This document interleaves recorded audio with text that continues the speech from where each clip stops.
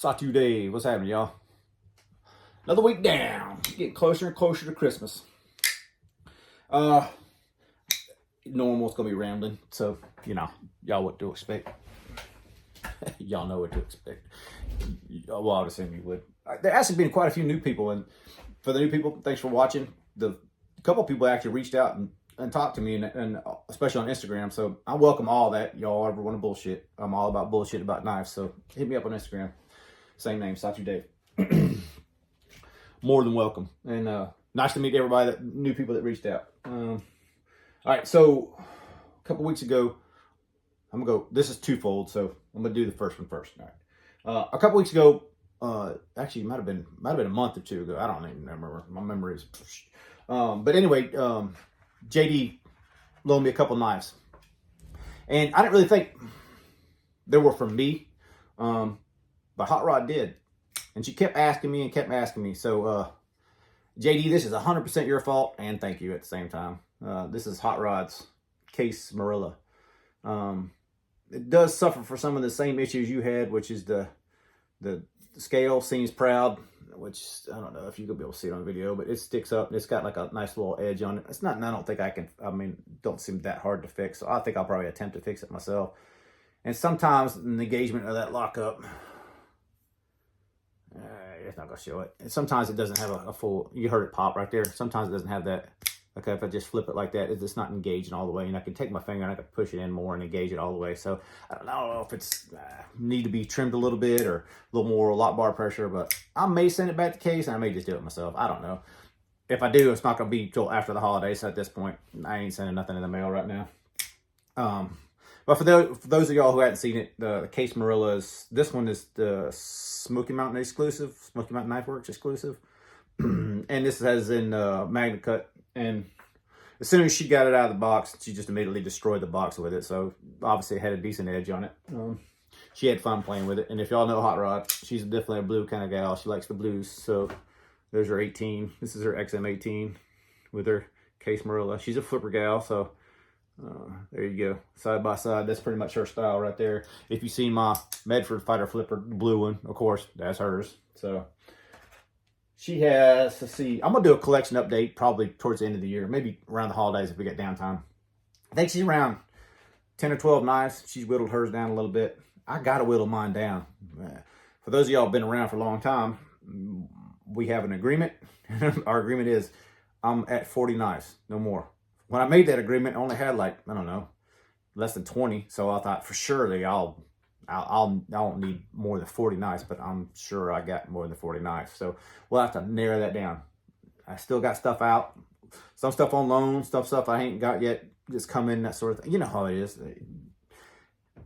You guys that haven't done content creating, it's like, the fun of it is you really don't never know what's coming. Like, and I surprise some people surprise me. Sometimes you forget you loan somebody something, which sounds retarded, but it happens. Like, and then you get it back. I'm like, oh yeah, I forgot I had this. Kind of sort of happens like that sometimes too, which is dumb, I know, but it's true. But Steve had loaned me a knife as well, and I made it very clear that I like the knife. And Steve actually hit me up, let me know USA Made Blades was getting some of them. But I reached out directly to the man himself. When I'm talking about Will Zermano, whatever you say his name, Zermano, I think is how you say it. And the Tyr is the model that we're talking about, the TYR, Tyr, whatever it's called. I loved his. His was in Damascus. When I reached out to Will, he said he had two. He had to put edges on them, and both of them were deep carry models. And I didn't really know what deep carry entailed. I just saw deep carry as the clip version of it. I think USA Made Blade has them as just a clip. But they are different, and I'm going to go over a couple of differences, and I'll show you in more detail next week. Because I got this one. I didn't want to miss out on that USA Blade drop, but I didn't know how fast they'd go or anything like that, so I got it straight from the man, which was cool because I like talking to the maker a little bit anyhow. It's not like we had an in-depth conversation or nothing, but you get a feel for what the guy's like. So let's go over the first. This is it, by the way, and this deep carry, and I'll go over all the. I know some people are already like, "What the hell?" Yeah, I know. It's the same and different. Okay, so first of all, the Damascus blade really shine. The darkness of the Damascus blade really shine, and this is just ABEL. which I've had fixed blades in this before, but I've never had a folder version of this. So right away on the top, this bevel on the top, which I guess would be a swedge, but it's almost full length swedge, so whatever you want to call that, is different. On Steve's, it was squared off. I don't know that I like this one more or not. I think I like the squared off one more because it just kind of fit the lines of the knife more. I don't know. You know, sometimes you got to grow. Some things got to grow on you, that sort of thing. So I'm still in the kind of figuring out phase on this one. There's a couple things about this one that I don't dislike, but I'm not happy about. Put it that way. Like it's not what I thought I was getting. I thought I was getting something like Steve's with just a little bit different blade. It's fine. It's all good. Mainly because I'm a dumbass and I ordered the other one. So the other one will be here next week. So we compare them side by side. I'll figure out which one I like, and the other one will go somewhere else. So things to note. So this knife is at a price point. So the biggest thing I want to say about this knife is like, this is kind of like Satus were back in the day. It's kind of like the budget version of a bigger knife. So like, you know, the Satus were always, to me, the reason I was always drawn to the Satu, even from way back when, is like, it's such a beastly big knife, right? It's a huge knife, great materials, all that stuff. Back in the day, this was a sub $400 knife. I think the full tie was like $395 or something like that back in the day. They're hard to find now. Speaking of which, there's a dude on Instagram. If you follow me on Instagram, I reposted his little thing. I don't really know him, but he's got a customized one. And there's a dude on, it's either Blade Forums or Reddit, I can't remember which one, but selling another one. If one of you guys are looking, I know people always hit me up. Where do you find them? Where do you find them? Go over there. There's two right there. Anyway, well, train of thoughts. I got tangent. Sorry. So to me, like a Fierce for Prey, this is Crusader Fierce for Prey. It's been reground from my buddy Mike at Cuddy Cuts. And Cuddy's doing awesome work, so go check his shit out on there too. Anywho, the Fierce for Prey, this is kind of like the cheaper version of the Fierce for Prey. When I say cheaper version, like, so this is an absolute beast bruiser, okay? And this is more like the budget man version of the same thing. The reason I say that is like, that's the feels I get from it. Like, this was a super ground thick knife before I had Mike reground it and make it more slicey, not super. It's not like it's paper thin like people think. It's more like, I don't know, it's good. This is a good thickness. I gotta kind of, I don't know how to say this, but you gotta kind of be careful how you talk about some of these things, because like, these are all bruiser knives, right? This is what I would consider like entry-level bruiser. I guess that's kind of what I'm getting at, because you get it for a budget, so you have to look past certain details in this price range, because you're getting such a value in this, okay? And that's kind of where I'm alluding to. The things I'm going to go over next, it's more nitpicky stuff that can be fixed very easily. But for you guys that are interested in a knife like this, or one of these knives in particular, I just want to let you know so that you're not unaware. So the things you don't get with a knife like this that you're going to get in like Crusader is like, there's some sharp edges. So where he did his grounding, especially up here in the spine, I noticed on Steve's too, it's kind of sharp, but this one here is when they did the swedge, like what's left on this is a pretty squared off edge, and it's sharp. Like if you rub that hard against something, there's a good chance you go scratch the shit out of it.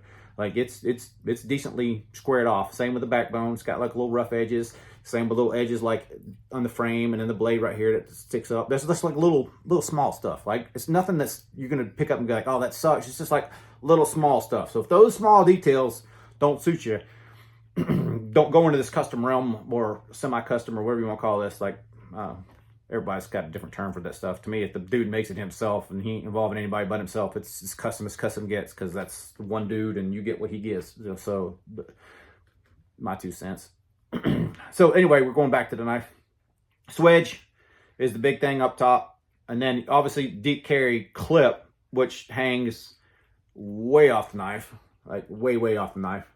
I'm not a huge fan of deep carry in the first place. Like, so I'm probably the wrong person to even like kind of comment about how the clip is, but the thinness of the clip is what out. Let me get that 18 back out. So there's 18. The 18 is a smaller knife, right? And it's still a more robust clip on the 18 than it is on that Zermano. That Zermano weighs significantly more than that 18 does. So like, for me, it's kind of a little bit on the, not so sure that I like the clip design. Well, I know I can already tell you I don't like the clip design, but I don't know if I like the strength of the clip, anything about the clip. The other thing to note, the thing that I didn't even notice at all. So if you go back and look at that other video, or if you go to USA Made Blade and just look at their pictures, you see this 3-hole pattern right here, the 3-hole pattern in this one. If you look at the other ones, they have 3 holes that are up on the frame, and the frame is actually different back here. It's completely different in the back side of it. I think this knife's shorter, and it's just going from memory and feel and everything like that. But I think the frame on this one is actually shorter than that one was. It may not be. We'll find out next week when I get the other one. I'll do it side by side for sure. But you know, I can make new clips and that sort of thing. But I'm just looking at it and going, I don't know if this is the right design for me or if the other one is. Because I'm going to pick one, do the mods I want to do to it, and then probably move the other one. Not probably. I am going to move the other one. But you know, I just wanted to kind of go over how it is right now without doing anything else to it. The other thing I want to note, and another dude that reached out to me on Instagram, he got one of these from USA Made Blade, I believe. The edge is not, it's not super great. It looks shiny, but in reality, it's not the greatest edge. And like my buddy Chuck Numface always says, you know, it's up to you to sharpen your own blade. Like, you sharpen it how you want to. The manufacturer just makes it cuttable, and you make it the way you want it. So like, you can, it's not edge you, but if you're not a sharpener, don't know anything about sharpening, it's just something to note, right? Like, so these are the small details that you get with a more expensive version of a knife like this. Okay, so I'm gonna call this entry-level Bruiser. So for you guys who don't know, these are just over 400 bucks. I think this one was 425. So yeah, it's not insignificant amount of money. You can get a good knife for that. Like a Hinder XM18 is about the same amount of money. The apples and oranges as far as like knife usage to me. Like, if you take an 18 and use it like this, then good on you. But this is definitely a harder used knife. Even the grind, it's more of a scanty kind of grind. Definitely not the thinnest behind the edge, and obviously balloons up pretty quick. That's a 3/16 thick stock, so it's a super thick blade. So this is definitely one of the more if you're slicing thinner materials, is good. But if you're going through like Stasa would say, like a rubber hose or some double thick cardboard or something like that, you're gonna feel the drag on this sucker. It's definitely not meant for that thick, going through thick material way up the blade. You know, if you're just slicing it, that's fine. Just slicing something, that's no issue. I think I've rambled enough about the Tyr. Do I like it? Yeah, the action's still great on it. I still think it's like a Bruiser Spyderco. So if you're really into the whole Spyderco ergos and that sort of thing, and you just want to step up in a Bruiser class, like this one's definitely one that I could recommend. Is it going to have some issues with it? You're probably going to tweak to the way you like stuff? Probably. So I can already tell you my plans. The one I'm going to get, probably going to get a regrind. The one I'm going to keep, rather, is probably going to get a regrind. Probably going to get acid stone washed. I'm definitely going to make a new pocket clip, regardless if it's this one I'm keeping or the other one I'm keeping, because both of them are spring clips, and both of them could be tweaked to my standards, what I like, a little bit better. Fairly easy, because it's just a pocket clip. But the overall knife is made great. Like, it's a good made knife. It's on bearings. Like, if you couldn't tell, like, the action's good. And I said I was going to quit talking about this shit, so I'm going to quit talking about it. All right, what else we got to talk about? Oh, yeah. Okay. So, for those that don't know, Edge Mindset is Carter. Back in the day, from YouTube, you guys have been around for a while, or if you just heard other people talk about it. But Tough Thumbs was pretty much the man on YouTube. When Skelton first came into YouTube and started doing knife stuff, I remember him sending like Spydercos to Tough Thumbs to get modified stuff. So if you go back that far, you probably remember some of that stuff. I remember when Medford first released that Praetorian T, and Skelton won a contest to get his first T or whatever else. Like, it was back history. But Carter was one of them people back then. Back then, he called his channel Zuzu1313, and he and I even did some deals back in the day. Don't know if he'll remember or not, but I got a couple from him, and I remember talking with him on YouTube and that sort of thing. But anyway, Carter's back in the game. Edge Mindset. As a matter of fact, I think Steve sold him his Direware. I saw it on his channel not long ago, and I think I heard Steve mention it in one of his videos. But Carter's back in, and if you want to hear a good or see a good channel, hear a good perspective, go check out Carter. Lots of wisdom there, and also lots of personality. I dig Carter a lot. But anyway, Carter kind of clued me in on this, and I've heard other people talk about it too, but Midway USA, 4Max for $200. I paid $203 for this S35 Premium 4Max. Can you believe that? $203? Are we just talking about budgets? The Tyr. Now, this is not made in America. This is Taiwanese. It's not China, it's Taiwan. And this is one of the new ones. And I kind of wanted to get one to kind of compare to, because I've heard several people talk about new versus old. So just quickly, and I'm just going to try to do as quickly as I can, you know, saw too Dave quickly. You can see some of the differences. So if you look at the pins, some of these screw holes in this one are pins on this one, and look, they kind of have a better look on the American version. Okay, the stonewash. Now I don't know. You can see this has been modified. Someone welded that on there. I fixed it, and this stud's been changed on this American version as well. But we're just going to look at just the frames for half a second here. Let's see if I can see. You see how this is look cleaner on the tan, the American version versus the green G10 one, and then flip it over the other way and look at the other side. So you can see how some of these are screws, some of these are rivets on this American one, or look like they're button heads or whatever. It just has a cleaner look from the aesthetics of hardware. If you look at the actual blade, hands down, this Taiwanese one has a much better look to it, the grind and everything. So let's look at that top swedge. So see how that American version is just a nice straight line right there. That top swedge comes over, and you see how that grind line does not meet up with that primary bevel line. You see how it's like it goes past it, doesn't match up. Look at this one. Look at that nice arch in that swedge, and look at how grinds meet perfectly right on that ridge right there. Looks perfect, don't it? They just did a much better job from a grind line point of view. I don't know about, you know, how thin they are, nothing like that. Both these really aren't meant for that, but I just thought it interesting. And you know, sometimes it's good to kind of step back to more of your roots kind of thing, and check out a knife like this. So this one was that $200 version, and I can't remember what I paid for this American version. This was already modified when I got it. And I know I paid more than that $200, but I know I paid less than like what they're going for. So once again, I think these go for stupid money on the like eBay, like $750, $800.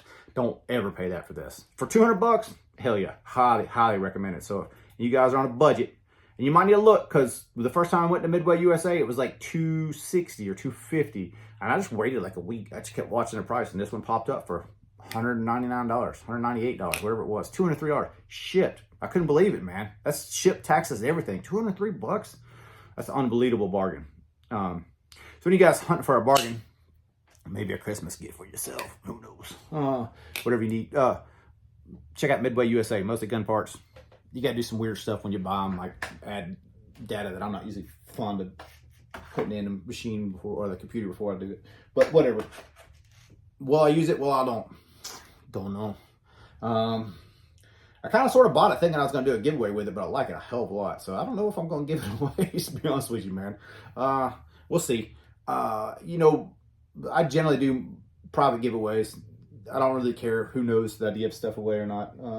And the last couple ones I've done on this channel have kind of just been, well, I'm not going to say lackluster, but just like, there weren't people who comment and are involved in the channel as often. And I kind of wanted to give something back to those people. So I'm still working on an idea. Y'all know I won Knives Live. I ended up donating a lot of that stuff to another channel who's going to do a giveaway. So if y'all don't know, Eon's Edge is going to do a huge Christmas giveaway. He's going to do it all live, and you have to be at his live in order to win the stuff. I believe it's not this coming Tuesday, but the Tuesday after that. So I would highly recommend you go over there. Well, watch his content anyhow, but if you're interested in the Christmas giveaway, which he ain't calling it the Christmas giveaway, but that's what it is, go check him out. And I'm thinking about calling it there. 20 minutes in, call it. I did a close-up on the M3 Marine Raider. I'm going to try to post it kind of like a guest spot like I did with Steve's Knives. I did the Tyr and the POW a couple weeks back. So I did another one like that on that Marine Raider. I should have done one better like that on the Growler too, but hindsight, man, it's like so busy. You can't think of all this shit. I hope this one didn't bore the fuck out of you this week, but just been a busy week. I did, for Satu scale guys that are interested in this, I did try to finish. I got 6 of them pretty much prepped, ready to go to blasting. This blasting didn't work out here. Like, I got to take it to work and try the high pressure blasting. I'm just not happy with the finish I'm getting here. So I'll update you when I get something on those, and hopefully, I don't know, maybe after Christmas, New Year's, shit's over with, and I'll put them for sale. So if you're waiting for one, I'm just working on getting the finish that I want. So y'all hopefully be happy with them. All right, call it there. Peace.